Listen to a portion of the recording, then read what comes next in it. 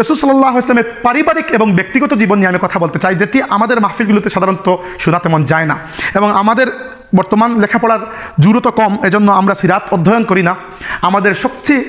আমাদের আত্মার সবচেয়ে নিকটবর্তী যিনি, সেই নবী সাল্লাল্লাহু আলাইহি ওয়াসাল্লামের পরিবার সম্পর্কে আমরা তেমন কিছুই জানি না। আজ আমি আপনাদেরকে রাসূল সাল্লাল্লাহু আলাইহি ওয়াসাল্লামের পরিবার সম্পর্কে কিছু তথ্য দেব।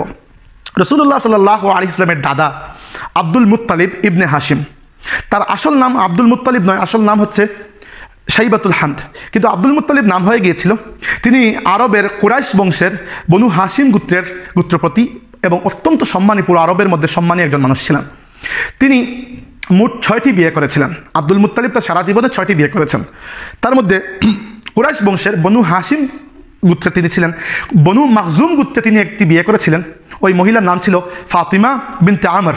ফাতিমা বিনতে আমর, ওই ফাতিমা বিনতে আমর হচ্ছেন রাসূল সাল্লাল্লাহু আলাইহি ওয়াসাল্লামের দাদি। তাহলে আমরা জানলাম রাসূল সাল্লাল্লাহু আলাইহি ওয়াসাল্লামের দাদার নাম আব্দুল মুত্তালিব ইবনে হাশিম, দাদির নাম ফাতিমা বিনতে আমর। এবার আব্দুল মুত্তালিব যে 6টি বিয়ে করেছেন, সেই 6 বিয়ে থেকে তার মাশাআল্লাহ 18 জন সন্তান ছিলেন। 18 জন বা এর বেশিও যদি থাকেন, 18 জনের নাম আমরা জানি। 12 পুত্র 6 কন্যা, অর্থাৎ আল্লাহ নবী সাল্লাল্লাহু আলাইহি ওয়াসাল্লামের বাবা ছাড়াও তার 11 জন চাচা এবং 6 জন ফুফু ছিলেন। আমরা এদের ব্যাপারে আজকে একটু জানবো, কারণ এরা আমার নবীর আত্মীয়, সুতরাং আমাদের একটু জানার আগ্রহ তাদের ব্যাপারে। রাসূল সাল্লাল্লাহু আলাইহি ওয়াসাল্লামের চাচা অর্থাৎ আব্দুল মুত্তালিবের পুত্র, এর নাম আমি বলি। বড় জনের নাম ছিল হারিস, এরপরে কুসাম, এরপরে দিরার, এরপরে মুসআব, এরপরে মুগীরা, এরপরে জুবায়ের, এরপরে আবু তালিব, এরপরে আব্বাস, এরপরে মুকাওয়াম, এরপরে হামজা, এরপরে আবু লাহাব। আমি বয়সের তরতিব অনুযায়ী বলিনি, মায়ের তরতিব অনুযায়ী বলেছি, কারণ 6 মা, এজন্য সন্তানদের তরতিব। যেমন আবু লাহাব নিঃসন্দেহে হামজা এবং আব্বাস রাদিয়াল্লাহু আনহু থেকে বয়সে বড়, কিন্তু আমি আবু লাহাবের নাম পরে বলেছি, কারণ আবু লাহাব এক মায়ের এক সন্তান, তার আর কোনো ভাই বোন ছিল না। যাই হোক, এই হচ্ছেন 11 জন চাচা আমার নবীর, এবং বাবা আমরা জানি আব্দুল্লাহ ইবনে আব্দুল মুত্তালিব। এবার ফুপু ছিলেন 6 জন। বড়জনের নাম ছিল বলতে আমি তালিকায় যার নামটি প্রথমে আসে আতিকা, এরপরে বাররা, এরপরে উমাইমা, এরপরে আরওয়াহ, এরপরে উম্মে হাকিম, এরপরে সাফিয়া। এই 12 জন আব্দুল মুত্তালিবের সন্তান, রাসূল সাল্লাল্লাহু আলাইহি ওয়াসাল্লামের বাবা, চাচা এবং ফুপু। এবার চাচাদের মধ্যে মাত্র 4 জন ইসলাম পেয়েছিলেন, অর্থাৎ রাসূল সাল্লাল্লাহু আলাইহি ওয়াসাল্লাম যখন ইসলাম প্রচার করা শুরু করেছেন ততক্ষণ পর্যন্ত মাত্র 4 জন বেঁচে ছিলেন। বাকি কয়জন? 8 জন, তারা অলরেডি ইন্তেকাল করেছেন। সুতরাং তাদের হিসাব তো আল্লাহর হাতে। যে 4 জন ইসলাম পেয়েছেন তার মধ্যে 2 জন ইসলাম কবুল করেছেন, 2 জন করেননি। যে 2 জন করেননি তাদের মধ্যে আবার আসমান জমিনের পার্থক্য। 2 জন ইসলাম কবুল করেননি, একজন আবু তালিব আর একজন আবু লাহাব। আবু তালিব হচ্ছেন ইসলাম গ্রহণ না করা ব্যক্তিদের মধ্যে সবচেয়ে নিকটবর্তী ইসলামের, অর্থাৎ তিনি রাসূল সাল্লাল্লাহু আলাইহি ওয়াসাল্লামের অভিভাবক ছিলেন। তিনি নিজ হাতে আল্লাহর নবীকে লালন পালন করে বড় করেছেন, এবং তিনি শুধু রাসূল সাল্লাল্লাহু আলাইহি ওয়াসাল্লামের নয়, বরং ইসলামেরও একজন সেবক ছিলেন যতদিন পর্যন্ত তিনি হায়াতে জীবিত ছিলেন।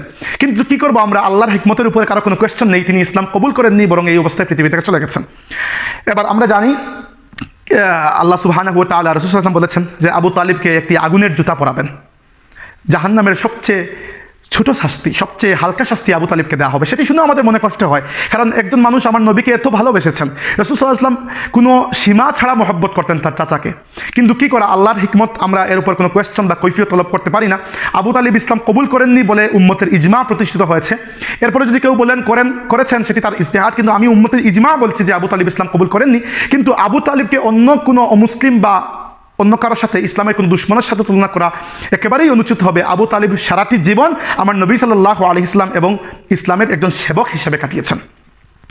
আর অপরদিকে আরেকজন চাচা ইসলাম কবুল করেননি, তিনি হচ্ছেন আবু লাহাব। আবু লাহাবের ব্যাপারে কিছু বলার দরকার নেই। আবু লাহাব ইসলামের সবচেয়ে বড় শত্রু, এমন এক ব্যক্তি যার নামে আল্লাহ কোরআন শরীফে নিন্দা করে সূরা নাজিল করেছেন, তাব্বাত ইয়াদা আবি লাহাবিন ওয়া তাব। সে একা নয়, তার স্ত্রী উম্মে জামিল, যার ব্যাপারে আল্লাহ বলেছেন হাম্মালাতাল হাতাব ফি জিদিহা হাবলুম মিন মাসাদ, মাথায় কাঠের বোঝা বহনকারিনী। এই 2 জন স্বামী স্ত্রী আবু লাহাব এবং উম্মে জামিল কেবল যে ইসলামের শত্রু ছিল তা নয়, তারা হাঁটতে বসতে রাতে দিনে যখনই সম্ভব আমার নবী সাল্লাল্লাহু আলাইহি ওয়াসাল্লামকে খুব বেশি কষ্ট দিয়েছে, খুব বেশি। কিন্তু দেখেন আল্লাহ সুবহানাহু ওয়া তাআলার হিকমত, এই আবু লাহাবের মেয়ে দুরারা ইসলাম প্রচার হওয়ার সাথে সাথে ইসলাম কবুল করেছেন। আল্লাহ কার মধ্যে থেকে কাকে বের করেন। এবং দুরারা রাদিয়াল্লাহু আনহার বিয়ে দিয়েছিলেন আল্লাহ নবী সাল্লাল্লাহু আলাইহি ওয়াসাল্লাম অত্যন্ত হ্যান্ডসাম সাহাবী দিহইয়া ইবনে খলিফা আল কালবি রাদিয়াল্লাহু আনহুর সাথে, যার রূপ ধরে জিবরাইল আলাইহিস সালাম ওহী নিয়ে আসতেন। সেই দিহইয়া রাদিয়াল্লাহু আনহার সাথে বিয়ে হয়েছিল দুরারা রাদিয়াল্লাহু আনহা, রাসূলুল্লাহ সাল্লাল্লাহু আলাইহি ওয়াসাল্লামের চাচাতো বোনের। যাই হোক, আর দুজন ইসলাম কবুল করেছিলেন, একজন হচ্ছেন হামজা রাদিয়াল্লাহু আনহু, আরেকজন আব্বাস রাদিয়াল্লাহু আনহু। এদের ব্যাপারে বলতে গেলে পুরো একটি এপিসোড বলতে হবে, কারণ ইসলামে এদের নাম কি সোনার অক্ষরে লেখা ছিল, লেখা আছে, লেখা থাকবে। প্রথমে হামজা রাদিয়াল্লাহু আনহু ইসলাম কবুল এমন অবস্থায় করেছেন যে বুঝে নেওয়া যায় যে তিনি ইসলামকে তেমন স্টাডি করে বা বুঝে শুনে ইসলাম কবুল করেননি, কেবল রাসূল সাল্লাল্লাহু আলাইহি ওয়াসাল্লামের মহব্বতের মধ্যে ইসলাম কবুল করে ফেলেছেন। একবার আবু জাহেল রাসূল সাল্লাল্লাহু আলাইহি ওয়াসাল্লামের নাম মুবারককে বিকৃত করে গালি দিয়েছিল। এই বিকৃত করে সে কী রূপ করেছিল সেটি সিরাতের কিতাবে রয়েছে, আমার মুখ দিয়ে সেটি নিয়ে আসাও আমি বেয়াদবি মনে করছি। তো তিনি এত বেশি রাগ করলেন, তিনি গিয়া আবু জাহেলকে প্রহার করলেন এবং ঘোষণা দিলেন, আমি আজ থেকে আমার ভাতিজার সাথে আছি, দেখি তোমার সাহস আজকের পর থেকে কী করতে পারো। হামজা রাদিয়াল্লাহু আনহু ইসলাম কবুল করেছেন এবং সুবহানাল্লাহ, ইসলামের জন্য তার খিদমত, তিনি সাইয়্যিদুশ শুহাদা, তিনি মুসলমানদের নেতা ছিলেন হিজরতের সময়ও, তিনি বদর যুদ্ধের ফিল্ড মার্শাল ছিলেন। অর্থাৎ রাসূল সাল্লাল্লাহু আলাইহি ওয়াসাল্লামকে যদি আমরা আজকের যুগের পরিভাষায় কমান্ডার ইন চিফ বলি, তাহলে ফিল্ড মার্শাল ছিলেন, সেকেন্ড ইন কমান্ডার ছিলেন হামজা রাদিয়াল্লাহু আনহু। এবং বদর যুদ্ধে তিনি এত বীরত্বের সাথে যুদ্ধ করেছেন, এর কোনো উদাহরণ ইসলামের ইতিহাসে খুঁজে পাওয়া দুষ্কর। এরপরে উহুদ যুদ্ধকে তিনি এমনভাবে সাজিয়েছেন যে আমরা পাই সিরাতের কিতাবে যে উহুদের দিনকে বলা হয় ইয়াউম হামজা, হামজার দিন। বদর যুদ্ধে হামজা রাদিয়াল্লাহু আনহু জুবাইর ইবনে মুতঈম, পরবর্তীতে তিনি ইসলাম কবুল করেছেন রাদিয়াল্লাহু আনহু, তার চাচাকে হত্যা করেছিলেন।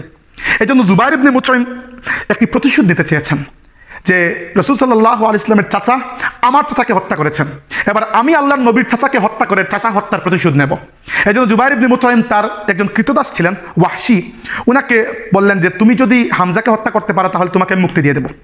তো ওয়াহশী ভালো তীরন্দাজ বা ভালো বর্ষা নিক্ষেপ করতে পারতেন, তিনি উহুদ যুদ্ধে উপস্থিত হলেন এবং প্রায় প্রতারণার মাধ্যমে হামজা রাদিয়াল্লাহু আনহুকে বর্ষা ছুড়ে হত্যা করলেন। এবং এরপরে যুদ্ধের শেষ সময় যখন মুসলমানরা একটু কুণ্ঠাসা, তখন দুঃখজনকভাবে মক্কার নেতা আবু সুফিয়ান, পরবর্তীতে ইসলাম কবুল করেছেন রাদিয়াল্লাহু আনহু, তার স্ত্রী হিন্দ বিনতে উতবা, যার বাবাকে হামজা রাদিয়াল্লাহু আনহু নিজ হাতে হত্যা করেছিলেন বদর যুদ্ধে, ওই হিন্দ বিনতে উতবা পরবর্তীতে তিনিও ইসলাম কবুল করেছেন। তিনি এসে ছুরি দিয়ে হামজা রাদিয়াল্লাহু আনহুর হাত এবং পায়ের আঙ্গুল, নাক এবং কান কেটে দিলেন এবং বুক ছিঁড়ে, কলিজা ছিঁড়ে চিবিয়ে মাটিতে ফেলে দিলেন। এত বেশি জুলুম হয়েছিল হামজা রাদিয়াল্লাহু আনহুর লাশের উপর। রাসূল সাল্লাল্লাহু আলাইহি ওয়াসাল্লাম যখন তার চাচার এই লাশ দেখেছেন তখন জুড়ে জুড়ে কেঁদেছেন, খুব কষ্ট পেয়েছেন আল্লাহ নবী সাল্লাল্লাহু আলাইহি ওয়াসাল্লাম। এবং হামজা রাদিয়াল্লাহু আনহুর ত্যাগের কোনো সীমা নেই। হামজা রাদিয়াল্লাহু আনহু মক্কা শরীফ থেকে হিজরত করার সময় তার পরিবার নিয়ে আসেননি, সম্ভবত তিনি তার স্ত্রীকে তালাক দিয়েছিলেন, সম্ভবত, আমরা এক্স্যাক্টলি বলতে পারবো না। কেউ কেউ বলেছেন তার স্ত্রী ইসলাম কবুল করে নেওয়ার জন্য সম্ভবত তিনি তালাক দিয়েছিলেন। তার 2 সন্তানের ব্যাপারে আমরা জানি, আর যদি থাকেন আমরা বলতে পারি না, আমি খুঁজে পাইনি, 2জন পেয়েছি। এক পুত্র সন্তান, নাম ছিল ইয়ালা ইবনে হামজা, আর এক কন্যা, ওনার নাম ছিল উমামা বিনতে হামজা। এই কন্যার ব্যাপারে মজার একটি কথা আমি বলে দিই, হয়তো লম্বা হয়ে যাচ্ছে, কিন্তু আমরা এই আলোচনাগুলো আসলে তেমন করা হয় না রাসূল সাল্লাল্লাহু আলাইহি ওয়াসাল্লামের পরিবারের আলোচনাগুলো, এজন্য বলছি। রাসূলুল্লাহ সাল্লাল্লাহু আলাইহি ওয়াসাল্লাম 7ম হিজরিতে যখন উমরাতুল কাদা করার জন্য আসলেন, অর্থাৎ আগের বছর এসেছিলেন, হুদায়বিয়ার সন্ধি করে ফিরে যেতে হয়েছে, উমরা আদায় করতে পারেননি, পরের বছর আবার এসেছিলেন। তো উমরা শেষ করে যখন ফিরে যাচ্ছেন তখন পেছন থেকে একটি মেয়ে ডাক দিল যে আপনারা আমাকে ফেলে যাবেন না, আমি একা, আমাকে নিয়ে যান। রাসূল সাল্লাল্লাহু আলাইহি ওয়াসাল্লাম এবং সাহাবীরা অবাক হয়ে তাকিয়ে দেখলেন যে একটি কিশোরী মেয়ে চিৎকার দিয়ে কাঁদছে যে আমাকে নিয়ে যাও। এবার প্রথমত কেউ চিনতে পারেননি, পরে যখন বুঝতে পারলেন যে এই মেয়েটি হামজা রাদিয়াল্লাহু আনহুর মেয়ে, সাহাবীদের চোখে আর পানি ধরে রাখতে পারেননি, সাহাবীদের মধ্যে কাড়াকাড়ি লেগে গেল কে এই মেয়েকে লালন পালন করার দায়িত্ব নেবেন।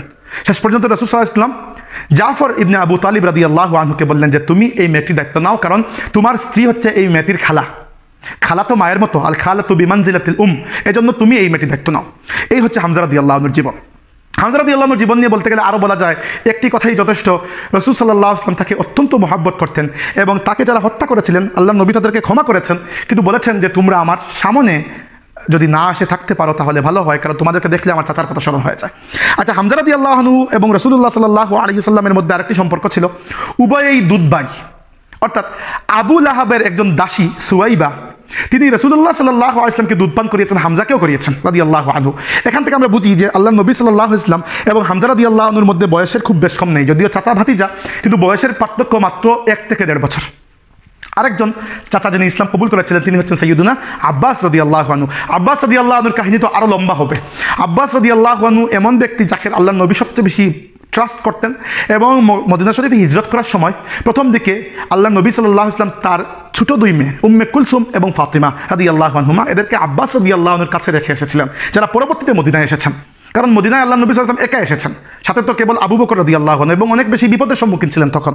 তো আব্বাস রাদিয়াল্লাহু আনহু যদিও প্রকাশ্যে ইসলাম কবুল করেছেন অনেক পরে, কিন্তু ইসলামের জন্য তার একটি মহব্বত শুরু থেকেই ছিল। কারণ কি? কারণ তার স্ত্রী লুবাবা বিনতে হারিস রাদিয়াল্লাহু আনহা একেবারে শুরুর দিকে ইসলাম কবুল করেছেন, এবং করেছেন কার মাধ্যমে? খাদিজা রাদিয়াল্লাহু আনহার মাধ্যমে। খাদিজা রাদিয়াল্লাহু আনহা ইসলাম কবুল করার পরেই ইসলামের দাওয়াত শুরু করে দিয়েছেন। অর্থাৎ আমরা এমন এক মহিলাকে মা মনে করি, উম্মুল মুমিনিন, যিনি ইসলামের জন্য যার খিদমতের সমান খিদমত আর কারো পক্ষে করা সম্ভব নয়। খাদিজা রাদিয়াল্লাহু আনহা ইসলাম কবুল করার পরে প্রথমে দুই মহিলাকে ইসলামের দাওয়াত দিলেন। দুজন তার বান্ধবী, দুজনই আবার তার দুই চাচি শাশুড়ি। একজন আবু তালিবের স্ত্রী ফাতিমা বিনতে আসাদ, আর আরেকজন হচ্ছেন আব্বাসের স্ত্রী লুবাবা বিনতে হারিস। দুজনই আল্লাহ নবীর চাচি অর্থাৎ খাদিজা রাদিয়াল্লাহু আনহার চাচি শাশুড়ি, আবার বয়সের দিক থেকে বান্ধবী। দুজনকে ইসলামের দাওয়াত দিলেন এবং দুজনই সাথে সাথে ইসলাম কবুল করে ফেললেন।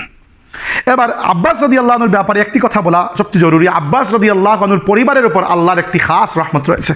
আব্বাস রাদিয়াল্লাহু আনহুর স্ত্রী প্রথম দিকের মুসলমান এবং রাসূল সাল্লাল্লাহু আলাইহি ওয়াসাল্লাম তাকে খুব বেশি সম্মান আদর সবই করতেন। দ্বিতীয়ত আব্বাস রাদিয়াল্লাহু আনহুর সন্তানরা সুবহানাল্লাহ ইতিহাসে বিখ্যাত, যারা যেদিকে গেছেন সুনা ফলিয়েছেন। আব্বাস রাদিয়াল্লাহু আনহুর বড় পুত্র ফদল ইবনে আব্বাস রাদিয়াল্লাহু আনহু, তিনি মক্কা শরীফের অত্যন্ত প্রসিদ্ধ একজন যুবক ছিলেন।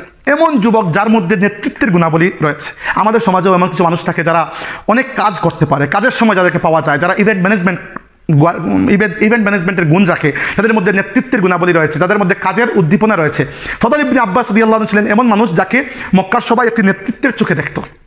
এরপরে আব্দুল্লাহ ইবনে আব্বাস, সুবহানাল্লাহ, রাসূলুল্লাহ সাল্লাল্লাহু আলাইহি ওয়াসাল্লাম দোয়া করেছিলেন, আল্লাহুম্মা ফাক্কিহহু ফিদ্দীন ওয়া আল্লিমহু তা'উইল।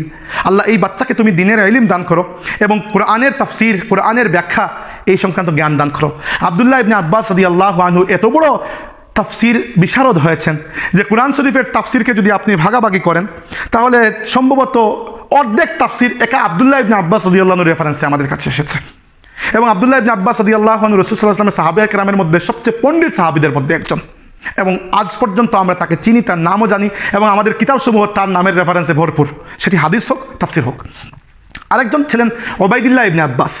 তিনি এত ধনী ছিলেন যে তিনি প্রত্যেক দিন একটি উট কুরবানি করে হাজি, জিয়ারতকারী এবং উমরাকারীদেরকে মুসাফিরি করতেন, মেজবানি করতেন, এত সম্পদশালী ছিলেন। আরেকজন হচ্ছেন কুসাম ইবনে আব্বাস রাদিয়াল্লাহু আনহু। আল্লাহ নবী বলেছেন যে কুসাম সিরাতে সুরাতে আমার অনুরূপ, দেখতেও আমার মতো আর বৈশিষ্ট্যও আমার অনুকরণকারী। এই কুসাম ইবনে আব্বাস রাদিয়াল্লাহু আনহু কুতাইবা ইবনে মুসলিম তাবেঈ, উনার নেতৃত্বে মুসলমানদের অভিযান হয়েছিল বর্তমান সেন্ট্রাল এশিয়ার সমরকন্দ এলাকায়। কুসাম ইবনে আব্বাস রাদিয়াল্লাহু আনহু এখানে এসেছেন সেই বাহিনীর সাথে এবং জিহাদ করেছেন, জিহাদ করে শহীদ হয়েছেন। আজ পর্যন্ত উজবেকিস্তানের সমরকন্দে তার কবর আছে এবং আমি অধমকে আল্লাহ সুযোগ দিয়েছিলেন তার কবর জিয়ারত করার। উজবেকিস্তানের লোকেরা তাকে বলে শাহী জিন্দা, অর্থাৎ জিন্দা বাদশাহ, এই কুসাম ইবনে আব্বাস রাদিয়াল্লাহু আনহু। আরেকটি বড় নিয়ামত আব্বাস রাদিয়াল্লাহু আনহুর পরিবারের আরেকটি বড় সম্মান হচ্ছে আব্বাস রাদিয়াল্লাহু আনহু এবং তার সন্তানেরা এবং আলী রাদিয়াল্লাহু আনহু, এরা রাসূলুল্লাহ সাল্লাল্লাহু আলাইহি ওয়াসাল্লামের ইন্তেকালের পর তাকে গোসল দিয়েছেন, কাফন পরিয়েছেন এবং কবরে রেখেছেন। এরাই অর্থাৎ রাসূল সাল্লাল্লাহু আলাইহি ওয়াসাল্লামের চাচাদের মধ্যে 4 জন ইসলাম পেয়েছিলেন, 2 জন ইসলাম কবুল করেননি, আবু তালিব এবং আবু লাহাব। যদিও দুজনের নামটি একত্রে নেওয়াও বেয়াদবি, একজন ইসলামের কট্টর দুশ্মন, আরেকজন ইনশাআল্লাহ ইসলামের দোস্ত ছিলেন, কিন্তু আল্লাহর হিকমত তিনি ইসলাম কবুল করেননি। আর 2 জন ইসলাম কবুল করেছেন, একজন হচ্ছেন হামজা রাদিয়াল্লাহু আনহু, আরেকজন আব্বাস রাদিয়াল্লাহু আনহু। এবার রাসূল সাল্লাল্লাহু আলাইহি ওয়াসাল্লামের ফুফু ছিলেন 6 জন, আমি বলেছি আতিকা, বাররাহ, উমাইমা, আরওয়াহ, উম্মে হাকিম এবং সাফিয়া। এর মধ্যে 3 জন ইসলাম পেয়েছেন আর 3 জন এর আগে ইন্তেকাল করেছেন। যে 3 জন ইসলাম পেয়েছেন, সাফিয়া এবং আরওয়াহ রাদিয়াল্লাহু আনহুমা, এরা 2 জন ইসলাম কবুল করেছেন। আর আতিকা রাদিয়াল্লাহু আনহার ব্যাপারে বেশিরভাগের মতামত হচ্ছে তিনি ইসলাম কবুল করেছেন, কেউ কেউ বলেছেন ইসলাম কবুল করেননি। আমাদের ইজতিহাদ মতো আমরা বুঝতে পারি যে গবেষণা মতো যে তিনি ইসলাম হয়তো কবুল করেছেন ইনশাআল্লাহ। তাহলে রাসূল সাল্লাল্লাহু আলাইহি ওয়াসাল্লামের ফুফু 6 জন, ইসলাম পেয়েছিলেন 3 জন, এর মধ্যে 2 জন নিশ্চিতভাবে ইসলাম কবুল করেছেন, সাফিয়া রাদিয়াল্লাহু আনহা এবং আরওয়াহ রাদিয়াল্লাহু আনহা। আর সাফিয়ার আর আতিকার ব্যাপারে মতানৈক্য রয়েছে তিনি ইসলাম কবুল করেছেন কিনা। এবার রাসূল সাল্লাল্লাহু আলাইহি ওয়াসাল্লামের স্ত্রী, মা বাবা। আচ্ছা, রাসূল সাল্লাল্লাহু আলাইহি ওয়াসাল্লামের মা আমিনা, সাইয়্যিদা আমিনা সালামুন আলাইহা, তিনি বনু জুহরা গোত্রের অধিবাসী। তার বাবার নাম ছিল ওয়াহাব, অতএব তার নাম হচ্ছে আমিনা বিনতে ওয়াহাব। আর আল্লাহ নবী সাল্লাল্লাহু আলাইহি ওয়াসাল্লামের বাবা আব্দুল্লাহ তিনি আব্দুল মুত্তালিবের সন্তানদের মধ্যে একজন। আমাদের মধ্যে একটি ধারণা, হয়তো তিনি আব্দুল মুত্তালিবের সবচেয়ে কনিষ্ঠ সন্তান। আসলে সবচেয়ে কনিষ্ঠ সন্তান নন, সবচেয়ে কনিষ্ঠ, কারণ তার চেয়ে কম বয়সী হামজা এবং আব্বাস। হামজা রাদিয়াল্লাহু আনহু রাসূল সাল্লাল্লাহু আলাইহি ওয়াসাল্লাম থেকে মাত্র 1.5 বছরের বড়, আব্বাস রাদিয়াল্লাহু আনহু 3 কিংবা 4 বছরের বড়। সুতরাং এরা আব্দুল্লাহর চেয়ে বয়সে ছোট। আমিনা এবং আব্দুল্লাহ, তাদের বিবাহ হয়েছিল, আব্দুল মুত্তালিব বিয়ে দিয়েছিলেন, এবং রাসূল সাল্লাল্লাহু আলাইহি ওয়াসাল্লাম যখন মায়ের গর্ভে, তখন তার বাবা জনাব আব্দুল্লাহ ইন্তেকাল করেছেন মদিনা শরীফে। আর রাসূল সাল্লাল্লাহু আলাইহি ওয়াসাল্লামের জন্মের 6 বছরের মাথায় তার মা সাইয়্যিদা আমিনা সালামুন আলাইহা তিনি ইন্তেকাল করেছেন। আচ্ছা, রাসূল সাল্লাল্লাহু আলাইহি ওয়াসাল্লাম প্রথমে তার দায়িত্ব ছিল তার দাদা আব্দুল মুত্তালিবের কাছে। আব্দুল মুত্তালিবের ইন্তেকালের পরে চাচা জুবাইরের কাছে কয়েকদিন তিনি ছিলেন। জুবাইরের ইন্তেকালের পরে তারপরে তিনি ছিলেন আবু তালিবের কাছে। সেখানেই তিনি বড় হয়েছেন এবং সেখান থেকে তিনি বিয়ে করেছেন, আলাদা হয়েছেন পরবর্তীতে।